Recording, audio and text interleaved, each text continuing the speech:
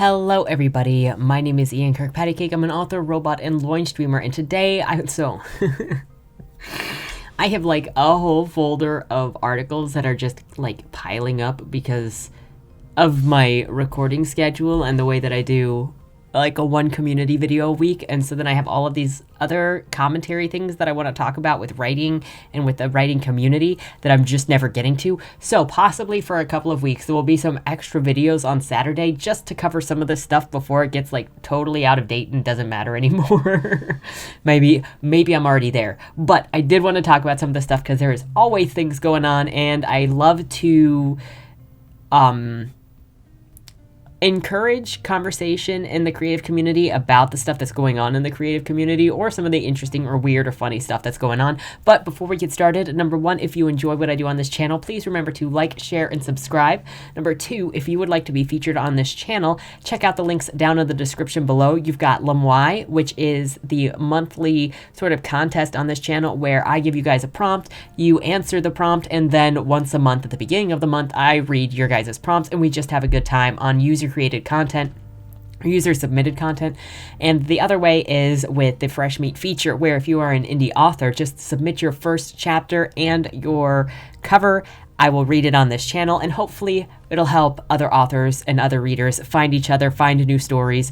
And it has nothing to do with my personal taste whatsoever, because I obviously have a very narrow interest, but that shouldn't affect whether other people, like, my interests are not other people's interests. So that said, that's how you can be featured on this channel. And then number three, if you would like to check out any of my books and or roast me after you do so, you can get any of my books at your favorite book retailers or request them at your local libraries. So with that said, let's get into the stuff. Because like I said, there's constantly stuff going on. There was, I think, oh my gosh, when did this first article come out? July 14th. So like that's 2 weeks ago or something. I think it was maybe shortly, like within a week of this coming out, that I wanted to mention this, but I'm just like, I don't freaking have any time for doing any of this. Because I think that was also after I had recorded for the next 2 weeks, because I was going to be out of town on vacation, dying at the beach, apparently. So I didn't have the ability to talk about this subject at the time, so maybe it's not relevant anymore. But I also just like to apparently piss people off with everything. So the first thing here is the author of Where the Crawdads Sing wanted for questioning over murder in Zambia. So this book was recently turned into a movie. Let's see.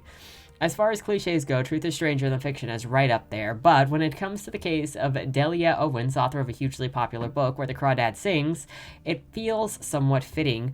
Owens' book, which sees a girl swept into a mysterious murder, sold 12 million copies and has recently been adapted into a feature film produced by Reese Witherspoon. The movie, which will be released in Australia next week, was all but hallmarks of a box office success. Everyone's favorite It Girl, Daisy Edgar Jones, plays the lead, and everyone's second favorite girl, Taylor Swift, penned an original song for the soundtrack. But just as Owens should be basking in professional glory, it has been revealed that the author is wanted in Zambia for questioning over the murder of an alleged poacher. It turns out the truth is stranger than fiction. Let's unpack it. Before she topped the New York Times bestseller with Where the Crawdads Sing, Owens was a zoologist and conservationist. Owens and her husband Mark moved to Africa in the mid-1970s. I'd just like to say, never trust a Mark. That's how you know that she's guilty. Their times there inspired Owens' bestseller, 1984's Cry of the Kalahari, which recounted their experience as lion conservationists in Botswana. By the 1990s, they had shifted their focus to battling poachers in Zambia, North Luangwa National Park, as detailed in Owen's second book, The Eye of the Elephant, released in 1992. In 1996, the married couple, along with Mark's adult son, Christopher, was featured in an American ABC documentary, A Deadly Game, The Mark and Dahlia Owens Story, which spotlighted the war against poachers in Zambia. At the time, the Owens family had developed a reputation as ruthless outsiders prepared to go above and beyond to stop poachers. I feel like that is often a stereotype with animal activists. If you look at freaking PETA, which I don't even know if they're legitimately animal activists because they kill so many animals on their mission. But that's something else entirely. Bizarrely, the documentary included a scene that depicted, according to Jeffrey Goldberg's writing in The Atlantic, the filmed murder of an alleged poacher executed while lying collapsed on the ground after having already been shot. Goldberg had been following the Owens case since the beginning, and in his 2010 story in The New Yorker revealed that the couple, along with Mark's son Christopher, were suspected by Zambian authorities of being involved in the killing. Goldberg spoke with the Deadly Game cameraman Chris Everson, who filmed the killing, and allegedly that Christopher Owens fired the fatal shot. It's a very complicated story, it was a very emotional thing, and it was a very bad thing. It's something that never should have happened.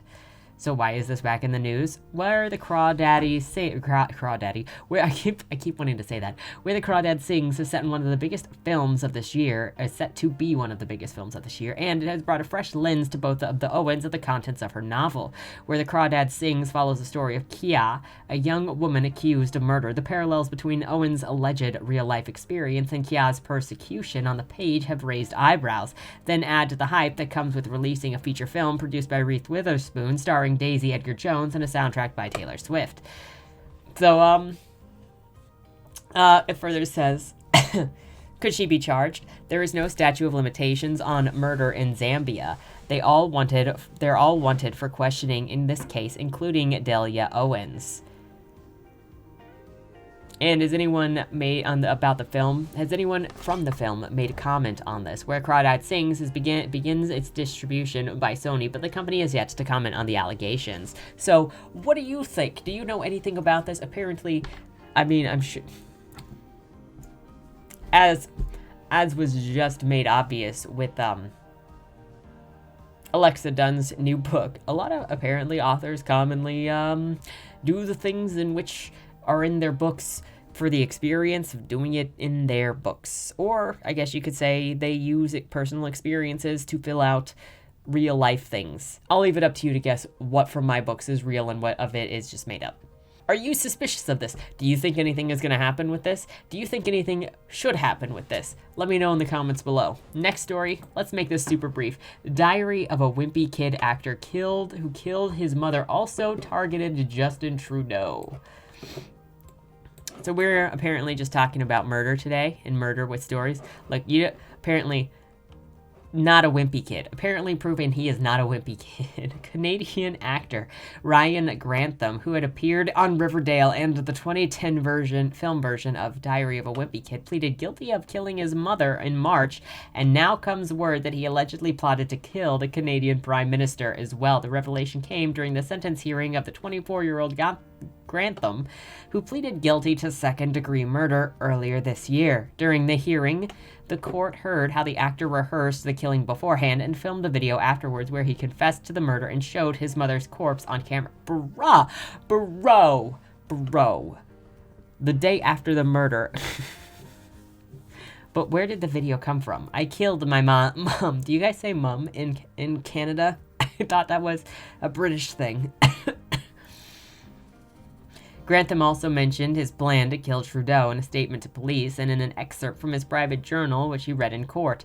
2 psychiatric reports presented at the hearing showed that Grantham was suffering clinical depression in the months leading up to the murder and had experienced urges to commit violence and kill himself, escalating feelings of self-hatred and guilt over his mother's possibly learning that he had stopped attending classes at college. Well, this makes me think of a couple of things. I can't tell you which exact murder case that it was, but it was somebody that, like, planned to go and kill his family. He showed up at the family house. I think shot his mother when his mother walked into the garage, and then he felt, like, really bad and, like, he didn't want to have done it. But he was pretty much like, oh, it's too late and I can't back out now. So then when his brother walked in, he also killed his brother. And it's... Look, when you make a bad decision, when you do something bad, it is never too late to just say, oops, and, like, change course. Of course, you can't fix things that you've done, like if you kill your mother, you can't get her back, but you don't have to keep tumbling out of control. If you stop going to college, you don't have to kill your mom so she doesn't find out that you quit college. Like, guys.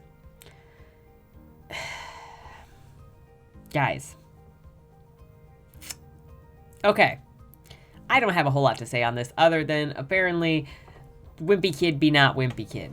I did not see this film, and I've never seen Riverdale, so I don't know what character he played in either of those. But be kinder. Let's try to be kinder to one another so we don't go crazy. But on that note, let's jump to this, because this conversation has been going around for the last week. I mean, it's been going around a lot longer because obviously there was the James Patterson thing, and this is kind of pulling off of the James Patterson thing. And let's have more conversation on this because it pisses everybody off anyways, for multiple different reasons. So the Dacian, and it's a Substack, so I don't know.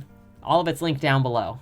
We're just having conversation. You know, I don't promise legitimacy on anything. It's all just subject matter. So, no country for young men. Young white males are not welcome in the world of literary fiction. This has been a constant conversation, or a recent conversation that's becoming bubbling more, like with Robert Patterson, bringing it up that his white male friends especially, are having a harder time getting jobs or being noticed or being straight up told that they will not be hired because they are white males.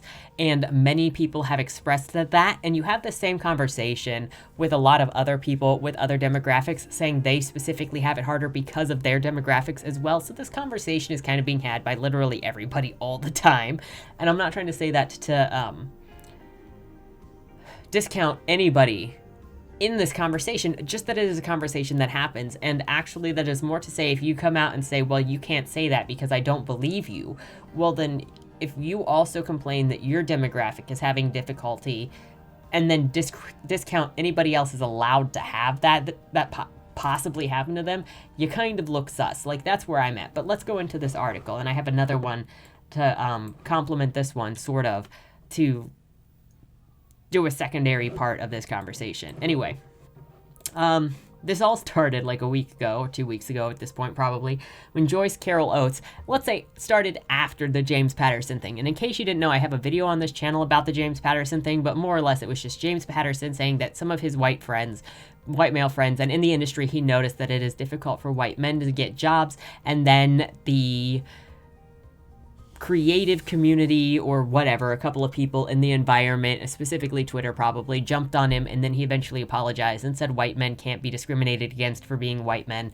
and whatever. And a bunch of people said, oh, look, James Patterson is a successful white man, so obviously that means all white men can be successful. It's all a bunch of garbage. Anyway, a friend, this then continued with Joyce Carol Oates, who also got some backlash when she posted this. A friend who is a literary agent told me that he cannot even get editors to read his first novel first novels by young white male writers, no matter how good they are.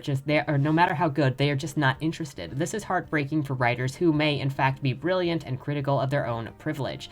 So lefty elder writer Joyce Carol Oates went against the grain and stated the fact that anyone who has a slight interest in publishing and literary world already knows that young white men are not welcome and are actively discriminated against in the literary publishing world. Now, you can agree or disagree with that, but I do think that it is important to have this conversation specifically because if you just shut up people that are feeling frustrated and expressing frustration and the experiences that they have, it just makes resentment and anger worse.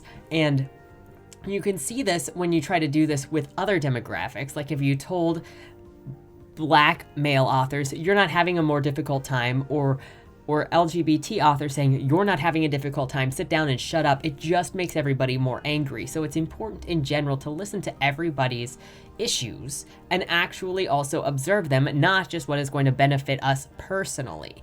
Now, I have seen discrimination, and I have personally experienced discrimination of things telling me that I'm not allowed to apply as well because I am white. I have seen things tell me that I was not allowed to apply because of sex, or because of other things. But I never see any submission guidelines that say only whites can apply, or only males can apply, or only this can apply, and I just see these discriminations. Anyway, I'm gonna keep going with this. Honestly, this isn't shocking, the article says. We all know this. It has been blatant across the board in almost every artistic community, from theater to film. Hollywood has opened racial quotas, and you can find numerous articles discussing how agents drop white actors because of the race requirements. Anyone who isn't stupid or dishonest knows that the publishing industry is dominated by upper class cat moms. See, I think this is kind of a counterintuitive, like, a harsher narrative that I don't think is helpful to having a constructive conversation, but I think that also shows the anger and resentment that is bubbling in this issue, and it needs to be talked about honestly and compassionately. And Wine Ants, who only wants to publish SSRI memoirs about Ivy League women riding the cock carousel. Alex Perez wrote about this over a year ago in his fantastic article, The New Literary Bad Boys. The publishing world The publishing world is still dominated by a very specific type of rising star. She is online, progressive, and impeccably feminist. She has an elite background and got her BA at a Northeastern Liberal Arts Institute before picking up a postgraduate qualification or two. Currently, she resides in a gentrified part of Brooklyn. Ironically, these beneficiaries of a push for the inclusion have shaped a literary scene that is as lacking in diversity as their apartment blocks. They consider two types of books worthy of publication: the female-narrated elite world comedy of manners and the multicultural narrative of brown victimization and suffering. What they especially don't consider worthy, which explains its disappearance from the publishing industry altogether, is the heterosexual male Bildung Roman. Lads, it's over. What is interesting is that a boring lefty like Oates is pointing this out. I have no idea who freaking Oates is. Look, I am so under a rock that I don't know who most people are. I'm just gonna be honest. The replies are predictably dishonest, bullshitting, gaslighting. The usual, this is not happening, but if it is, it's a good thing because white men suck.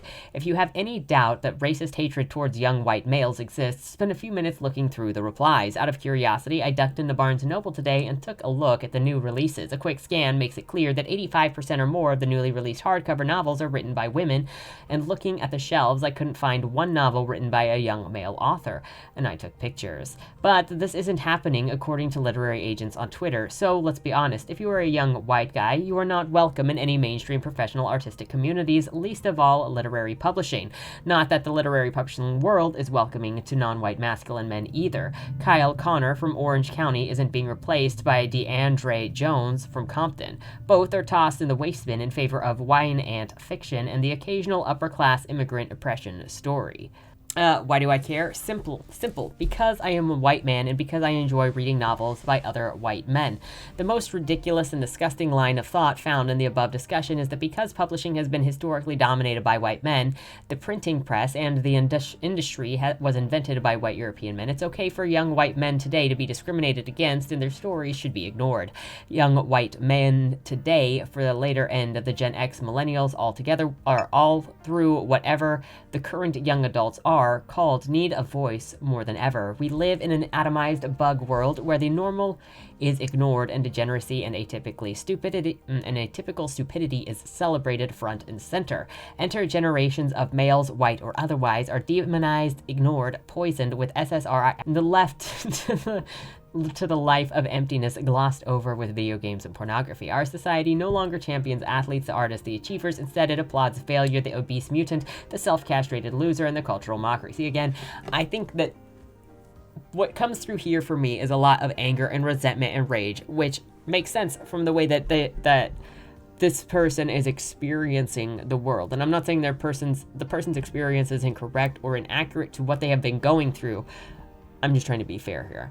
But when you don't listen to people's complaints like this, it only creates anger and resentment, and it starts turning into calling everybody an idiot and turning everything into aggression, which actually turns off the conversation, which is why I think it's so much more important to listen to somebody who is expressing this kind of upset or hurt, saying, I'm feeling ignored, and you can see open discrimination. And it's true, you can see open discrimination in all of these things where they do say, no, this is not happening, but it's a good thing if it is happening. So I care because I want to read today's Young Hemingway, Fitzgerald, McCarthy, and Pynchon. As a millennial man, I want to read literature written by other males of my generation, and I know that means that many like me want the same thing. Look, I just want to read fiction. I don't really care about the male and female thing, and I also think that the focus on this is going to just cause more division and more hatred and more anger, because specifically when you're going, well, we're discriminating against men, yeah, you're going to have more men that end up going, look, I don't give a shit about what females are doing anymore, because you're making it about that instead of about the storytelling. And I talked about this before, I think in a video about an article on here that was talking about male reading habits and female reading habits, and like males typically read more stuff by men, and you just need to be okay with that.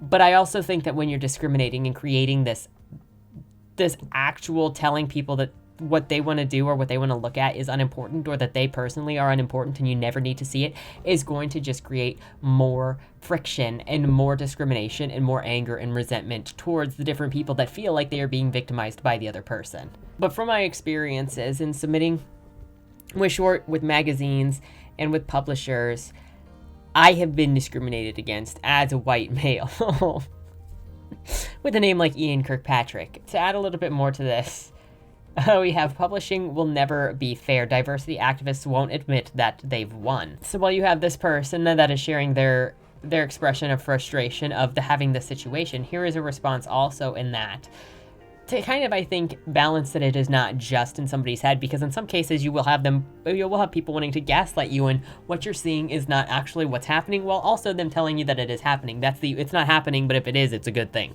So let's look at this and close out on this, and then you guys can give me your thoughts on all of this stuff down in the comments below. I know we're starting with murder and we're ending with discrimination in the industry. That's just how we do on this channel. So Kat Rosenfeld writes, when I worked in publishing in the early noughties, I'm assuming that's the 00s, nobody is going to buy a book with a black girl on the cover was a thing that people still said out loud in professional settings. The received wisdom was that a book by and about marginalized people wouldn't sell. At another meeting, a friend in the marketing reported a male sales rep scoffed that he'd never be able to sell a book because the cover model, a young woman with a Kardashian-esque physique, was too fast to be relatable. That the industry had a diversity problem was impossible to argue with. An analysis of the gender makeup of the New York's Best Times list shows how heavily it's once skewed male, and how in the last decade a massive push of diversify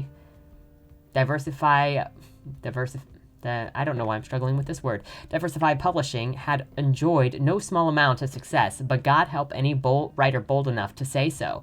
When James Patterson noted in an interview last month that older white men weren't getting writing jobs as easily as they used to, outrage ensued. After being savaged for a week online and in the media, Patterson apologized. This week, Joyce Carol Oates kicked the same hornet's nest, writing on Twitter that a friend who is a literary agent told me that he cannot even get editors to read first novels by young white male writers, no matter how good. They are just not interested. This state of affairs, she added, was heartbreaking for writers, particularly those who are self-aware of the particularly those with the self-awareness of the duly aware of their own privilege. But in response, the response from within the literary community was not sadness, but fury. The outpouring of replies were split between people who argued that Oates' assertions was false, and people who argued that it was true, but not heartbreaking, and in fact a real and unmitigatable good. And then there were the people who argued both of those things simultaneously, sometimes even within the same breath. For whatever reason, this type of self-refuting argument is particularly ubiquitous on Twitter, the fallacy which some have termed the law of salutary contradiction is best summed up as, this isn't happening, and also it's good if it is happening. One representative reply read, I am a literary agent. This is not so. And why ever would we invest our hope in the continued success of white men in the industry, which persists in shutting out queer and BIPOC authors? Is it happening? With more than one extremely high-profile person flat out accusing Oates of lying, it's worth surveying the statistics. This is only an informal snapshot of data, but one that still tells a story. Of the 100 most recent debut books deals listed on Publishers Marketplace, 83 went to women. Of the remaining 17, 12 went to white men, 10 of whom appear to be under the age of 40, and thus young by literary standard. It's not a total shutout, of course, but it's also not parity. And the same trend can be observed in terms of not just who's published, but who's celebrated. For instance, of the 13 books of the Booker long list released this week, 3 are white men, none of whom are under 45. One is the oldest recipient ever to receive a Booker nomination. Of course, there are additional layers of the data that could surface additional meaning. How big are the deals? What genre are the books? Whether the author could previously publish as a poet or essayist or journalist? And, of course, who are those who get book deals have always represented only the tiniest fraction of aspiring novelists. If the uphill battle for young white men is marginally steeper now, it was plenty steep before. But when Oates' agent friend reported that he cannot even get editors to read first novels by young white male writers, it's hardly far-fetched to think that he was telling the truth, if not literally, then directionally, in the sense that an exasperated parent might report that they cannot get their toddler to put his shoes on. I can't get editors to look at these books is the cultural observation, not a statistical one. It's about the vibes, the gossip, the buzz, the discourse, the things that agents hear from editors and authors hear from agents. It's about an industry veteran's general sense of which way the wind is blowing. And on that front, when it comes to debut authors getting book deals, it is certainly blowing more favorable in the direction of non-white, non-straight, non-men. Frankly, it would be weird if it were otherwise. From the moment that diversity became an industry cause, it enjoyed widespread vocal support. In 2014, sparked by a revelation that white authors and characters absolutely dominated the YA marketplace, the We Need Diverse Books movement was born. And since then, it has only garnered steam. Pitching contests were established for marginalized writers. Literary media pivoted to focus heavily on those writers. Submission guidelines were updated to explicitly ask for work from queer, gender non-conforming writers of color. Publishers announced that they were committed to diversifying their lists. Editors announced their intentions to buy more books by marginalized authors/writers. Agents publicly bemoaned how sick they were of reading submissions by white guys. All of these sentiments were expressed vehemently, repeatedly, and in public, and all of them seemed to convey the consensus truth. An individual white man might still do okay in the publishing industry, but categorically, white men were over. The rules had changed, and the anecdotal evidence seemed to support this. Did you hear about the guy whose book was yanked back on the eve of submission when his agent realized that the racial identity didn't match the race of his protagonist? Or the white poet who couldn't get published until he adopted a female Chinese pseudonym and won accolades, at least until he was found out? The truth is, even if the data didn't bear out the substance of Oates' tweet, publishing culture matters when it comes to aspiring authors hoping to get a shot. Back when the problem was a lack of diverse books, it was known that the dearth of minority authors was at least in part the problem of preemptive discouragement. Many promising writers expected the door to be slammed in their faces, simply didn't bother trying to get through it all. And yet, among those who advocated the hardest for diverse books, it's all but verboten to suggest that the movement has gained any meaningful ground culturally or otherwise. So why, after all of this progress, do publishing gatekeepers resist any suggestion that diversification has been a success? It's a paradox of the moment that a person is supposed to want this sort of change, demand it even, but also fly into a frothing rage at the notion that the desired change might in fact be happening. Maybe it's the survival of any progressive movement requires that you continually shift the goalposts lest your organization's problem solve its way into obsolescence.